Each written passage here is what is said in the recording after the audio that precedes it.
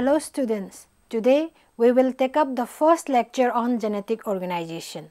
In this lecture, we will learn about gene structure and architecture along with gene clusters.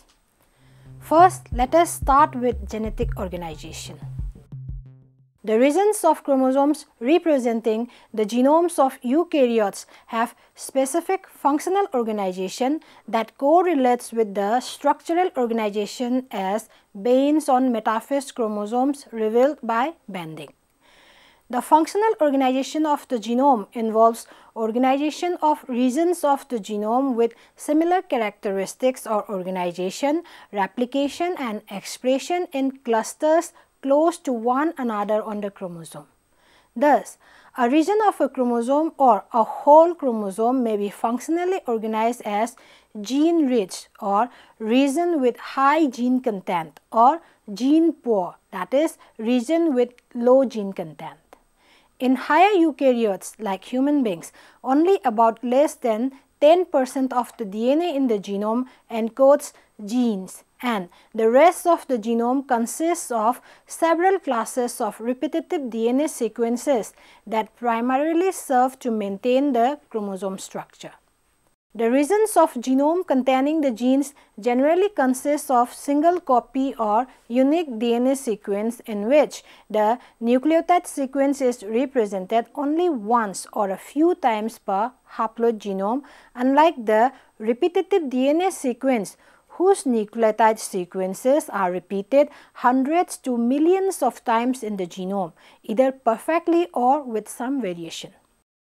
Genes are separated from one another by intergenic regions which are mostly of unknown function and variable size in different genomes. Some of this DNA between genes is repetitive DNA. Let us now see the molecular definition of a gene. In molecular terms, a gene may be defined as the entire sequence of nucleic acid in the genome that is necessary for the synthesis of a functional polypeptide or a functional RNA molecule. Therefore, according to this definition, a gene includes all the DNA sequences required for synthesis of a particular RNA transcript in addition to the coding region or the nucleotide sequence encoding the sequence of amino acid of a polypeptide.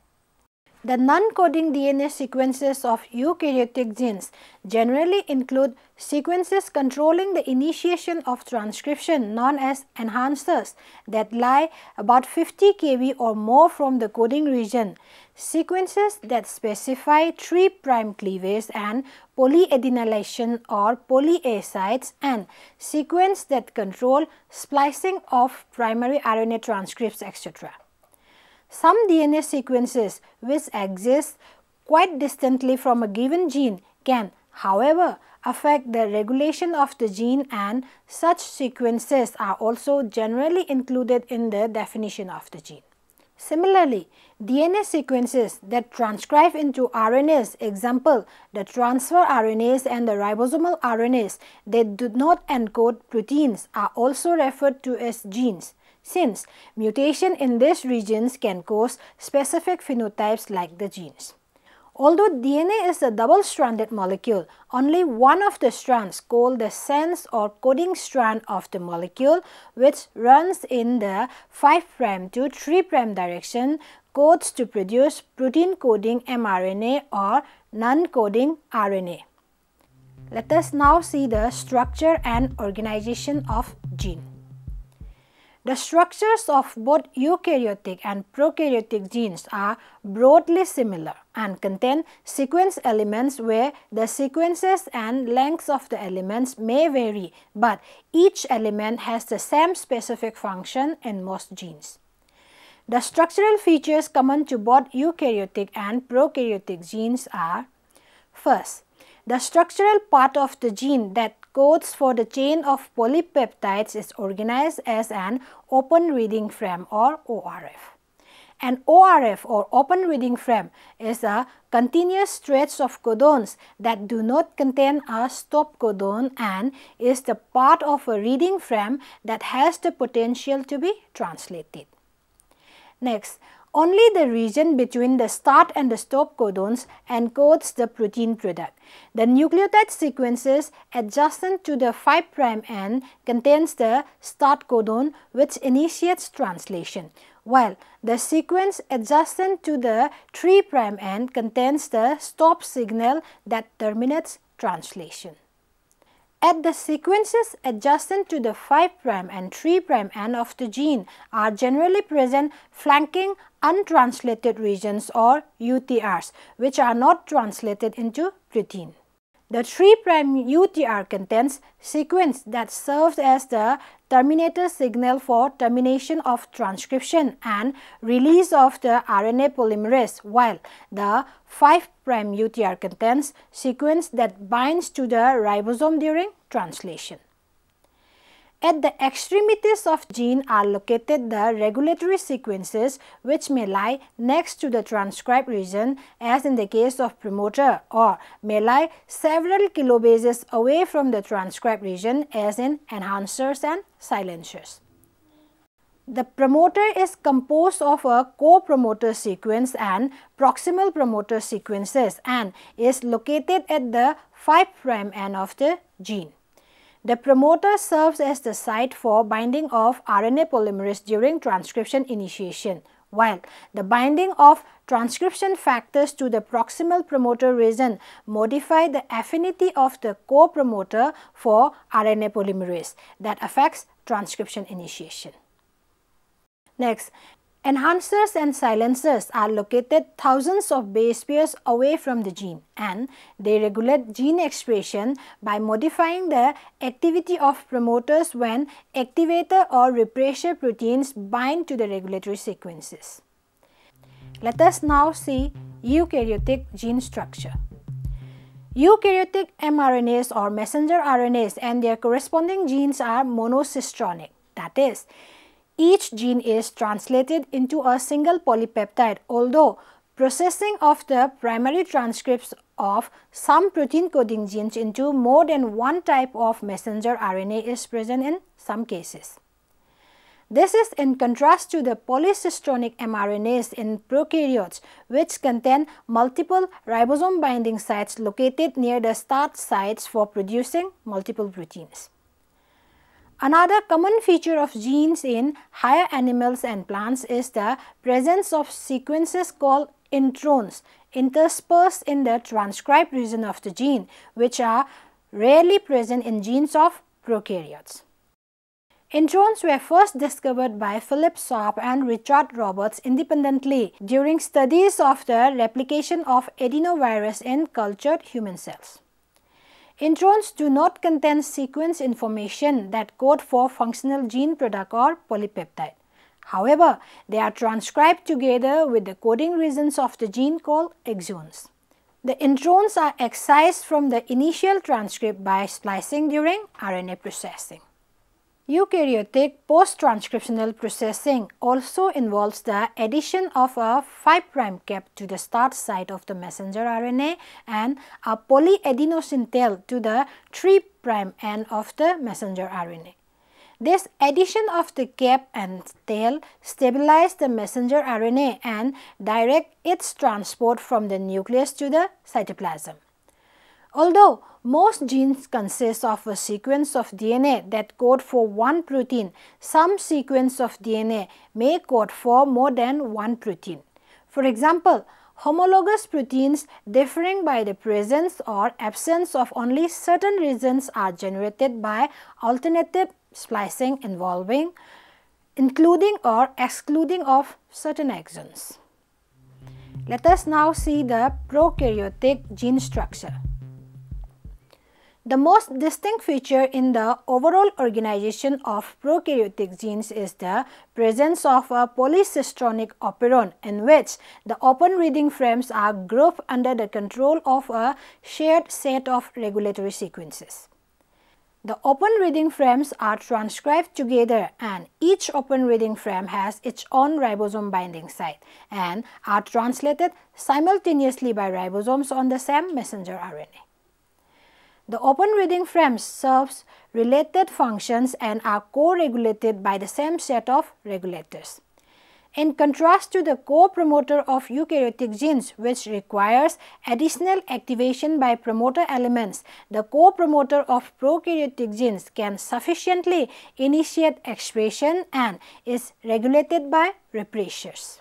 The operator sequence that lies next to the promoter is the main regulatory element in prokaryotic genes, and it functions in suppressing transcription when repressor proteins bind to the operator sequence.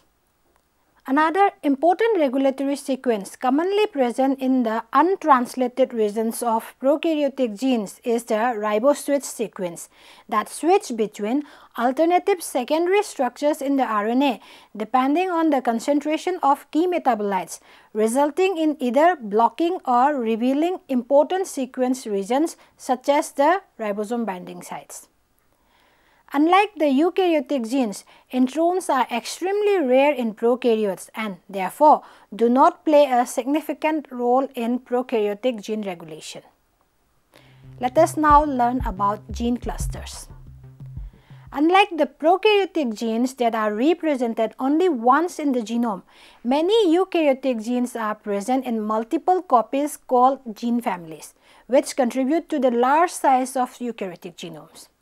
The multiple copies of the genes are required to produce RNAs or proteins such as the ribosomal RNAs or histones, which are required in large quantities, or distinct members of a gene family may be transcribed in different tissues or at different stages of development, as in the globin gene families in the human genome, where different members of the family are expressed in embryonic, fetal and adult tissues. The degree of relatedness between members of gene families varies greatly, and the genes commonly have conserved exon sequences while the intron sequences vary. Gene families are believed to have originated by duplication of an ancestral gene, which may occur by tandem duplication, transposition or translocation, followed by diverging of different members of the family as a consequence of mutations during evolution. The divergence to form gene families serves to produce related proteins that are designed to function in different tissues or at different stages of development. For example, different globin proteins expressed in embryonic and adult red blood cells and the different actins utilized in muscle and non-muscle cells belong to the globin and actin gene families respectively. The members of a gene family may be clustered together or dispersed on different chromosomes or present as a combination of both. Clustering helps in maintaining identity between genes, although clustered genes may not be necessarily identical. Gene clusters may range from a cluster of two adjacent related genes generated by duplication to cluster of hundreds of identical genes arranged in a tandem array. The extensive tandem repetition of a gene generally occurs when the products are usually needed in large amounts, like the ribosomal RNA or histone proteins. Let us now see an example of gene clusters represented by the globin clusters. The globin gene clusters represent the best characterized example of a gene cluster. The globin genes are from a single ancestral gene and diverse by mutation and codes for the globin protein that function to transport oxygen through the bloodstream in the animal kingdom. The globin tetramer in adult human cells consists of two identical alpha chains and two identical beta chains, while the embryonic and fetal blood cells forms have a higher affinity for oxygen and contain tetramer containing two identical alpha-like chains and two identical beta-like chains. The genes for alpha globin lie in a cluster on chromosome 16, while those for beta chains are located in chromosome 11. The beta cluster has 5 functional genes, namely beta, delta, gamma A, gamma G and epsilon, and 1 non-functional or pseudogene, that is psi beta 1 gene. The expression of these genes is controlled by single locus control region, and these genes are expressed differentially throughout development. On the other hand, the alpha cluster has 7 genes, that is the alpha 1, alpha 2, theta, zeta, pseudo zeta, mu and pseudo alpha 1. Human hemoglobin in adults is a tetramer of 2 alpha globins and 2 beta globins. On the other hand, hemoglobin in the fetus consists of 2 alpha and 2 gamma globins, and in the embryo it consists of 2 epsilon and 2 zeta globins. Other vertebrate globin gene clusters also have a similar general organization, but details of the type, numbers and orders of genes in the cluster vary. The total length of the clusters vary widely, with the longest in the goat, where a basic cluster of 4 genes has been duplicated twice. Gene clusters allow us to identify the forces involved in evolution of the genome over large regions than single genes, since duplicated sequences that remain in the same vicinity may diverge to generate different genes, or one copy may become inactive. Let us now see the conclusion. The eukaryotic genomes contain interrupted genes containing intervening introns in between the coding exons. The amount of introns is low in yeast and increases in the lower eukaryotes, while almost all genes of higher eukaryotes are interrupted. Introns are removed from RNA by splicing during RNA processing, and the introns usually have no coding functions. Some genes are expressed by alternative splicing patterns, where different exons are included or excluded during splicing to generate different proteins. The exon sequences are conserved while the introns vary greatly. Many genes in eukaryotes also occurs as gene families, and many of them are present as gene clusters, and the gene clusters help to identify evolution of the genome from duplicated sequences that diverge to generate different genes or become inactive. Thank you.